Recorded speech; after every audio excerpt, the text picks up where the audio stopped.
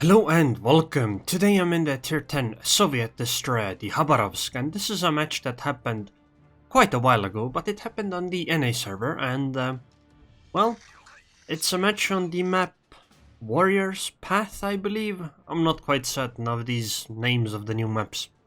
Anyways, because this was a 19-point captain, I actually opted to take Concealment Expert on the Khabarovsk, and I spawned near the seaside, so I went to try to cap it because we only have 2 destroyers, so I might as well try because, you know, the enemies also only have 2 destroyers, so they might not even be able to come contest me. Unfortunately, there are carriers in this match, which means that planes might come and ruin the day for me. But it does seem that the enemy team is not actually trying to go for the sea cap, as you can tell by where the enemy ships are moving, the big ships. I saw planes incoming, which is why I immediately smokescreened, and I want to keep moving while smokescreen or the consumable is active, because I want my, I want the smokescreen to expand, because the later, okay, that guy might actually be torpedoing right now. But he missed, because I kept moving ever so slightly. You see, you really should keep moving while you activate your smokescreen, except maybe on British cruises. Because even if you don't need to worry about being suddenly shot or anything like that, the reason why you want to keep moving is that the later ticks of the smokescreen are going to last slightly longer. Or, well, not longer, but you know, they are going to expire at a later time because they were set, you know, after the first ticks. Okay, so I got the cap zone. By the way, if you notice, I actually got an achievement because, well, this was a press account, so I had never really played this account properly. Anyways, I got the cap zone and now I'm turning around. I didn't really want to go, like, I want to go towards the enemies, but I didn't want to go right behind enemy planes because they would be immediately spotting me, and I don't really want that. So we got the B and C caps. The enemy team took A, and it was actually a good idea for me to go and try to cap C because, well, they didn't actually try to contest it, which means that if I hadn't gone here, I would have just wasted the cap zone, or at least a large chunk of points. So, now I would really like to move towards enemies. Of course, the problem with this is that the enemy team does have a carrier, which means that I might, you know, be spotted in a way where I don't want to be spotted. But right now, there are no enemies around, so I might not be doing anything for a while. Okay, so I'm finally arriving near the enemies, and that Amagi should be in firing range sometime soon. I do have AFT on this captain because I think the Khabarovsk is pretty much unplayable without AFT. I mean, sure, you can play it without AFT, but the 20% range is just so useful because your shell speed is very good. You can utilize this range fully. So, because the enemy team is actually contesting the B cap, I will try to go and assist my friendly Kagero as a Khabarovsk. And I'm sailing towards Des Moines. The good thing is that at least I'm gonna be dodging carrier planes, well, the torpedo bomber kind anyway. Probably not the fighter kind, because those are appear to be coming closer. Okay, the good thing is that it appears the enemy destroyer that was trying to cap a B has lost their life. So we actually hold on to the cap zone, but well, that also means I can't shoot anything. Like, if you've noticed, I've spent like 2 or 3 minutes without being able to shoot anything at all, even though I was doing nothing better. But now, I'll try to take a shot on the Amagi, but it didn't work out because she disappeared and all that stuff. I mean, I'll try again, because there's literally nothing to lose here, but I don't think it'll do much. Planes are around, so going behind an island is alright, I think. And, well, somebody's actually shooting me, and I think those dive bombers might come for me.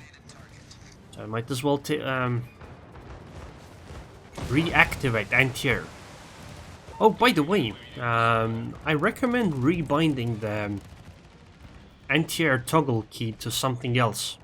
Like it's by default it's bound to the P key, but I recommend binding it to something like the G key or similar, so you don't have to, you know, dance on your keyboard as much. And by the way, did you notice that the first dive bombers actually killed my engine, but I literally took 0 damage from that? That was quite nice of the enemy carrier. And this is pretty much why you don't try to dive bomb destroyers, even if it's a huge destroyer like a Khabarovsk. If you're unlucky, well, you get nothing at all for it. Oh, that's a stock Amagi. I feel so sorry for him. But, I mean, it's free damage. I'm gonna stop here and smoke and just keep shelling them. Once this Amagi goes behind the island, I guess I can switch to the Montana. Actually, I can do it immediately because I think that fire is actually a runaway fire on the Amagi. Yeah, it should be. Hopefully I'll get another fire on the Montana, and well, I guess I have to switch targets here to the destroyer because it's the safer target. Sorry, not safer target, more important target. I don't know what I was thinking right there. The shell speed on the Khabarovsk is very, very good, which means you can basically shoot anything at all kinds of ranges. I guess maybe not destroyers at long ranges, but 8 kilometers for a Khabarovsk, absolutely no problem. And that's both their destroyers gone, which is very good for us. And well, there is the mine actually within radar range of me. Only barely, but it's still within radar range of me. I would really like it if it were, you know, more than 9.9 kilometers away. But it is what it is. And sadly, we lost spotting on the Montana, so I could not keep shooting her. Which is why I'm gonna just leave the the smoke screen. And, you know, the smoke screen is going to dissipate anyway, so I might as well do it. And I guess I'll just keep moving and shelling the enemies, because, well, the Khabarovsk is really good at that. Actually, the Khabarovsk is really good at being a nuisance and shooting enemies, and then being shot in return. If a Khabarovsk is shooting you, you really don't want to actually shoot it back, because if the Khabarovsk is at like 12 kilometers and she isn't like a potato, you probably are going to miss almost all of your shells, and you could be using those shells to shoot something more important like a cruiser or a battleship. I guess the Khabarovsk is important, but you're going to waste a lot of damage done without doing anything, because, well, she's very, very mobile, and like right now I just took a full salvo and I lost like 1000 HP at best. It's just not really worth it. If you get close though, yeah, that's fine. And actually, you know, carrier drops on destroyers are also fine, but honestly, for a US carrier I'm not so certain. Because the problem with US carriers is that you are dive bomber centric, and as you can see, the dive bombs aren't hitting because he's getting bad RNG. I was thinking of smoking here, which I am, but the problem with my current action is the fact that I am fighting a Aerroon that very likely has hydroacoustic search. And that hydro should be spotting me right now. Oh, never mind. I guess she didn't see that coming, because I didn't actually see that coming either. Those torpedoes were very on point. Thank you very much. I imagine it was the Kagero that saved me with that one. I do wish I had noticed though, because I wasted my torpedoes, you know, firing in the direction of the Aerroon instead of, I could have torpedoed the Montana or something along those lines. But I guess I'll just keep shelling her now. I wonder if I'm still within radar range of the mine. Hopefully not. Yeah, actually I am within radar range of that the mine.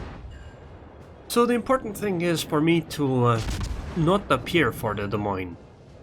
Because right now, while the Des Moines, or, you know, the enemy team might know that I am inside the smoke screen, the Des Moines might not quite realize that I am within her radar range, because it's sometimes difficult to estimate. Also, look at this AP. 4000 damage, 5000 damage, 3400 damage. Okay, this time it was only 1500 damage. 2,400 damage. Showing broadside as almost any kind of ship, I guess, to almost any kind of AP seems to be a bad idea. Even if you're a battleship going up against the puniest of shells at your tier, it still doesn't appear to go very well for them. And now I'm gonna just sail away and gonna speed boost, because I am probably going to fight that Des Moines, and she's probably going to shoot me in return. So being able to dodge as much as possible, which speed boost definitely allows me to do, is important. I would really like it if I could get fires. By the way, I'm not quite certain of the numbers, but I believe if you have 130mm caliber HE shells, you might be able to penetrate the Des Moines pretty much all over. But that might also be wrong. It definitely works for a 155mm caliber shells, if you have the HEAP skill, that is. I think I might be mistaken. I think 130mm was at 25mm of penetration after all. Oh well, it is what it is. Also, did you just see that all those shots that I predicted on the Des Moines actually went into the island? It's unfortunate, but it is what it is. So I had to adjust my aim. I don't really want to fire AP at the Des Moines, because she probably is not going to show me broadside for very long. Okay, so she fired, and like I've said many times. Oh, I also got a wither here. Like I've said many times. If you're a destroyer, or sorry, a fast-moving ship, and somebody shoots at you, start changing your movement. Like, if you're going backwards, start going forwards. If you're going in a straight line, start turning. If you're turning, go in a straight line. Because after their shells have left their barrels, the game predicted the action you were doing earlier. So if you change the action, the game's prediction isn't going to help. I fired those torpedoes because I thought that they might be able to catch the Des Moines, but obviously not, because she is turning in. But this does mean that I'm going to shell her, or a lot. Hopefully she doesn't shell me in return, because a Des Moines can do a lot of damage very quickly. Oh, okay. The Des Moines was just killed by a dive bomber drop from a carrier. I don't really... Like, was the carrier crazy for dropping on that Des Moines, or was it shameful for the Des Moines for being killed by a carrier? I wonder which it is. But anyways, I'm gonna cap the B-cap that they took from us quite a while ago. I'm still the only destroyer on our team, because the Kagero has died quite a while ago. The enemy team doesn't have any destroyers, it's a 4 against 3, and I am the extra ship on our team. So it makes sense that I'll be the one capping. I'm gonna slow down and smoke here, because those planes are incoming and they will definitely try to decap me. Well, they will try to drop on me, and you know, if they drop on me, then that will most likely decap me. Even if they don't hit my ship for any significant damage, it will still likely decap me. Because it appears if your bombs fall somewhere near the ship, that's good enough. So it wasn't a really useful tactical smoke, but it was useful to get the cap zone earlier, because there's only 4 minutes and 30 seconds left, and I don't quite know what might happen. Like, perhaps we were gonna lose our cruiser and battleship, so we might need all the points we can get. Of course, I don't think that's going to happen, but maybe those dive bombers will, like, RNG me to death in one strike or something. It's unlikely, but it could happen, so having the cap zone earlier, I think, is a better idea.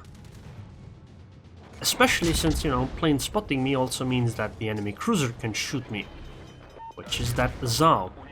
My rudder was taken out, and I used damage control party, but honestly I think that might have not been the best idea. Because I do have last stand, so my rudder was working a bit, but oh my god, those torpedo bombers are coming in for me. I'm gonna turn into them, but I don't really think I'm gonna take at least one of these, maybe even two. Oh, never mind. The Khabarovsk is very fast, and it's very difficult to torpedo bomber them. Because I didn't have rudder shift. You know, my rudder took a very long time to actually turn, but it was still good enough, and the speed of the ship was also more than enough. Honestly, shooting or actually attacking a Khabarovsk or any Soviet area in general seems to be like a really bad idea. Because it just tends to not work out nicely for you. That's actually why I like the Soviet destroyer line, especially from the Kiev onwards, because then the Kiev, Tashkent, Udaloy, and the Khabarovsk, they all are very, very fast and they can do all kinds of crazy things because of it. Like, I can go and fight that Zao and Amagi at the same time while they both shoot me, and I can still stay fairly healthy by just dodging most of their shells. Right now, the reason why I'm not firing is because I would like to catch up to that Amagi, and if I have to maneuver to try to dodge shells, it'll be much more difficult to do so, but I'm gonna be spotted by the enemy Zao in a moment. I just want to finish off this Amagi because she has 600 HP. And she fired HE at me. Well, I am turning after her shells were fired. Oh my god, and they took out my rudder. I did hit the Amagi for 500 damage, which was quite not enough to actually kill it. So I could fire at the Zao, or I could fire at the Midway. I picked the Midway for now, but I'm not certain if that's the best course of action. The Zao is closer, and the Midway, you know, she has an armored deck, so my HE is just shattering on the deck and dealing no damage. I think hitting the Zao would actually result in more damage. And this seems like a very poor situation for me, but fortunately, points saved my ship. I did have 6000 HP left, but that Zao was a tiny bit too close to comfort. You don't really want to be within 6 kilometers of a Zao, as, well, any destroyer. Any at all. So, how satisfied are you currently with World of Warships overall? Satisfied. Not extremely satisfied, but quite satisfied. So, I only got a Wither, 140,000 damage done, but I did cap 2 bases solo.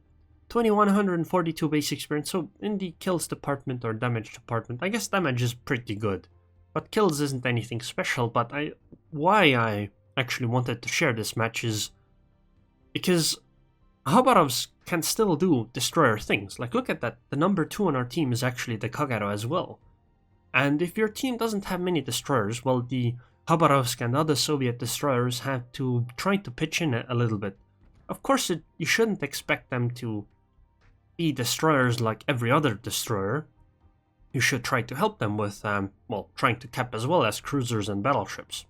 So, 70,000 fire damage, 70,000 main battery damage, 1.6 million potential damage taken, and I didn't actually die, so I did tank a lot of damage. Like, this is a potential damage taken you see often on battleships.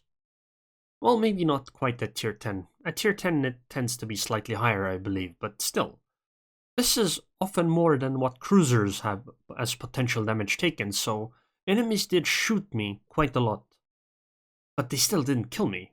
And this is the beauty of Soviet destroyers. They soak up so much damage while often not even being hit. Anyways, if you enjoyed this video, then like it. If you disliked it, then dislike it. And I would like to thank the patrons on Patreon.